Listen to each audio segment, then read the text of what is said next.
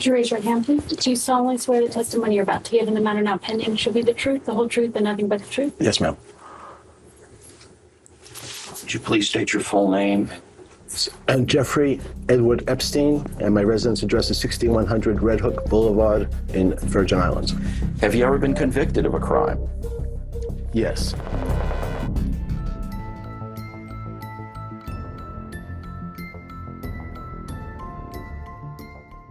Сүүлийн үед Америк нэгдсэн улс болон дэлхийн нийтэд олонний анхаарлын төвд дахин гарч ирээд байгаа нэг хэргийн талаар та бүхэнд товчхон ойлголт өгөх мэдээлэл бэлтлээ. Яг тэгэхээр энэ юу хэрэг вэ? Юу олонний танил хүмүүсийн нэрс бүхий хард дэвтэр гараад ирвэ гэсэн хүмүүсийн асуулттай их тааралдлаа. Энэ хэргийн талаар мэддэг хүмүүс байвал яах вэ? Алгасч чинь бидтэй. Мэдхгүй хүмүүстэй доорх товч мэдээллийг хүргэж байна. Jeffrey Epstein-ийн хард дэвтэр гэж юу вэ? Jeffrey Epstein гэж хэн бэ? За энэ бачкан 1953 онд Нью-Йоркт төрж өссөн нэгэн еврей гаралтай, ээж аав нь еврей гэсэн үг. Байдгал нэг дундаж айлын хүүхэд. Тоондоо сайн байсан, дээд сургуулийг тооны анги төгссөн, гүйлгээ ухаантай ийм залуу байж л дээ. Тэгээд хөрөнгө оруулалтын компанид ажилд ороод тэгээд хэсэг байжгаад тэндээс овийн компани байгуулад гарсан. Өөрийн хөрөнгө оруулалтын бизнес хийдэг. За бас зэвсгийн бизнес хүртэл хийж байсан гэдэг. Тэгээд их хурдан томорсон. Маш хурдан хугацаанд тэр гүнтэн болсон. За маш их мөнгө олохын хэрээр эрх мэдэл дагаж ирсэн байдаг. Олонний танил, том шүүгч, цагдаа, бүх төрлийн томчууд улс төрчдтэй найзалж дотносож маш том нөлөөний хүн болж эхэлсэн. За ерөнхийдөө ийм төвхтэй бачка байна. Хамгийн гол нь бэлгийн гаж зуршилтай мөнгөөр бүгдийг авч болно гэж бодсон хогийн авш байж л дээ. За тэгээ үндсэн яг гарсан хэрэг рүү оръё. 2005 онд Флоридагийн нэгэн сургуулийн хэдэн өсвөр насны охидын зодооноос болж анх хэрэг нийлэрсэн байдаг. Зодооны шалтгаан нь нэг охиныгоо баячуудад биеэ үнэлдэг, массаж хийж өгдөг, тэгээ мөнгө авдаг гэж. За тэгсэн чинь Jeffrey Epstein өсвөр насны ядуу буур амьдралтай охидыг Флоридад дах тансаг гэртээ хүмүүсээр зуучлуулж авчираад массаж хийлгэх нэрийдлээр хуурч зургийг нь авах элдв ёс бус заван хүчирхийлэл үлддэг байсан байгаа юм. Тэгээ явуулахдаа $300 орчим өгдөг. За мэдээж охидын аав ээж нь цэрэг цагтаа болж гомдол гаргасан боловч Jeffrey Epstein асуудлыг өндөр ахуулалгүй 2006 онд чимээгүйхэн дараад хөнкөө гараад ирсэн байдаг. За энэ нь яаж вэ гэхээр таньдаг шүүгчтэйгээ тохиролцоод сайн өмгөөлөгч аваад мэдээж ойлгомжтой маш сайн өмгөөлөгчтэй үнэтэй өмгөөлөгчтэйг авч байгаа. Тэгээ 1 жил гарангийн ял аваад л гараад ирсэн байдаг. За ялч гэжтэй ер нь бол өдөртөө гадуур зугаалж хоолойд орон унтах гэж л шоронгийнхаа өрөөндөө ирдэг байсан байгаа юм. Иймэрхүү байдлаар гэмт хэрэгээ чимээгүү дарж чадсан байдаг. За одоо энэ заваа навшийг ил гаргаж баригдахад хамгийн их нөлөөлсөн хүн бол Miami Herald Sun-ы ерөн сурвалжлагч сэтгүүлч Julie Brown нэмэх эмэгтэй юм. Тэр маш рисктэй энэ хэргийг барьж авч том хүний өмнөөс зоригтой хөдөлсөн байдаг. Мөнгөнд тодолдог даагүй, занал хийллүүдээс огт айгаагүй.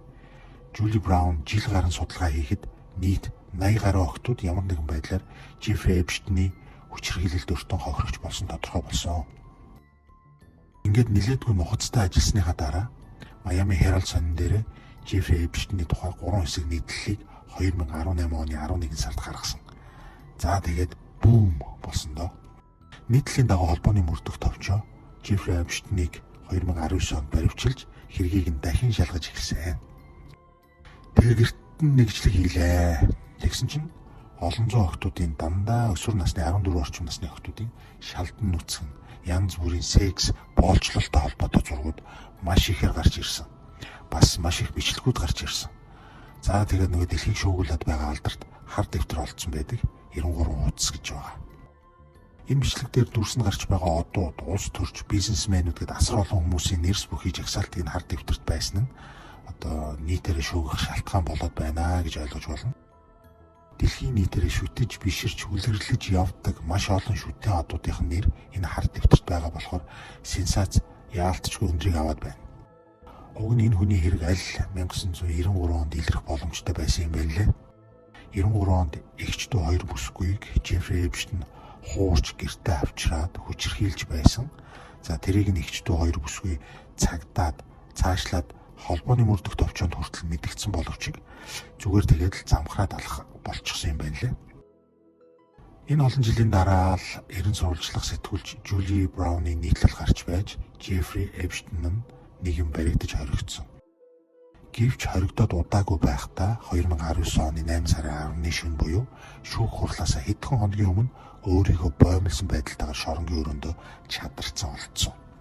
Мэдээж энэ бол гадны нөлөөтэй. Гэхдээ хэргийг бол амиа хорлсон гэд хаасан байдаг. Сонирхуулахад шоронгийн өрөө байдаг давхрын камер ажиллагаагүй. Шоронгийн өрөөний хаалх нь онгорхой байж орхигдсон. Харуулууд нь бүтэн 8 гаруй цаг өрөөг нь шалгаагүй гэх мэт баримтууд байдаг юм байна. Жеффри Эпштейн Карибын тэнгист хувийн аралтай. За тэгээд тэндээ бол харуул хамгаалалт өндөртэй хувийн private party-г тогтмол зохион байгуулж тэндээ олон одуудыг, улс төрчдийг, корпорац группийн эзэд, банкны эзэд, бизнесмэнүүдийг урьж авчран заваарцгаадаг байсан гэж байгаа. Мэдээж хүчирхийллийн хохирогч болсон олон охтуудыг энэ арал дээр авчирдаг байж Мэдээ Америк нэгдсэн улсад болж байгаа за олон нийтийн анхаарлыг татсан нэг мэдээ нь Жеффри Эпштейн мөн Дональд Трамптай холбоотой. Америк нэгдсэн улсын хууль зүйн яам Жеффри Эпштейний бэлгийн мүжлэг за бага насны хүүхдийн бэлгийн хүчирхийллийн хэргийн сүлжээтэй холбоотой баримтын дараагийн хэсгийг олон нийтэд дэлгэсэн байна. За үүнд Дональд Трампын нэр хэдэн мянгаар хэмжигдэхүйц хэмжээнд дурддагдсан байна гэсэн мэдээлэл байна. Тодорхойлох юм бол дэлгэсэн баримт нь 3 сая гаруй баримт бичиг, 2000 гаруй дүрс бичлэг, 180,000 гаруй зураг багтсан юм байна. Мөн энэ удаагийн дэлгэсэн баримтуудад улс төрийн нөлөө бүхий маш олон хүмүүсийн нэр багтсан байна. Ерхий прокурорын орлогч Тодд Бланш хэлж байгаагаар хатас тэргүүдтэй танилцсан нотлох баримтад орсон зургууд нүд талтармаар холбогдсон нөлөө бүхий олонний танил хүмүүсийн дунд одоогийн Америк нэгдсэн улсын ерөнхийлөгч Дональд Трамп багтсан талаар хэлсэн байна. Гэхдээ нотлох баримт дутуу гэсэн үндэслэлээр хэргийг ахин шинээр нээх бол боломжгүй. Зарим нэрээ нууцж дамжуулан өгсөн баттай бус мэдээллүүдийг нотлох баримтад тооцоод хүндрэлтэй авна. Сэжигтнүүдийг яллах боломжгүй гэсэн. Хууль зүйн яамнаас олон нийтэд дэлгэсэн зарим мэдээллийг худлаа гэж үзэж байгаа. Үүнд 2020 оны сонгуулийн өмнөх үеийн нотлох баримт гэгдэж ирсэн мэдээллүүд улс төрийн шинжтэй худал гүйцэтгэлгээ гэсэн тайлбарыг хууль зүйн яамнаас өгч байгаа юм. Дональд Трампын тухайд нэр дурддагдсан шинээр нийтлэгдсэн материалуудад түүний нэр ерөнхийлөгчийн нэр хэдэн мянган удаа давтагдсан байна. Эдгээрт Эпштейн болон бусад хүмүүс Дональд Трампын талаарх мэдээ нийтлэлийг хоорондоо хуваалцсан, түүний бодлого, улс төрийн байр суурийг хэлэлцсэн, түүний болон гэр бүлийнхэн талаар хов жив ярилцсан ийм захим загтлууд багтсан юм байна. Гэхдээ дэлгэсэн баримтуудаас тэдний буюу Эпштейн болон Дональд Трамп нарын харилцааны талаар тодорхой мэдээлэл бага байна. Арийн сануулхад Дональд Трампын тухайд олон жилийн өмнө Эпштейнтэй харилцаагаа таслахаас өмнө нөхөрлөдөг байсан гэдг бол хүлээн зөвшөөрдөг. Гэхдээ хэрэгүүдэд гар бие оролцсон тал дээр бол өөрийгөө хамгаалдаг, гэм буруутай үйлдэл огт хийж байгаагүй гэж мэдээлсээр ирсэн байна. Дональд Трампаас гадна өөр олонний танил нөлөө бүхий хүмүүстэй холбоотой янз бүрийн яриа багтаж байгаа. Тэднээс товч харах юм бол дэлхийн хамгийн баян хүн гэгддэг Илон Маск Эпштейнтэй харилцсан захидлууд задарсан байна. Тэгэхээр удаа дараа түүнээс болох өдөржлийн тухай асууж сайхан амарч хөгжүүлмөр байна гэж хэлж байсан юм байна. Өмнө дэлхийн 4 дахь баян хүн болох Билл Гейтсийн нэр ч гэсэн дурддагдаад байгаа. Тодорхойлох юм бол 2013 оны 7 дугаар сарын 18-ны өдөр Эпштейний норлсон имэйлд Билл Гейтс Орос бүсгүйчүүдтэй бэлгийн харилцаанд орсны дараа авсан өвчнийг нэмжлэх эм түнд хэрэг болсон тухай бичсэн байсан байна.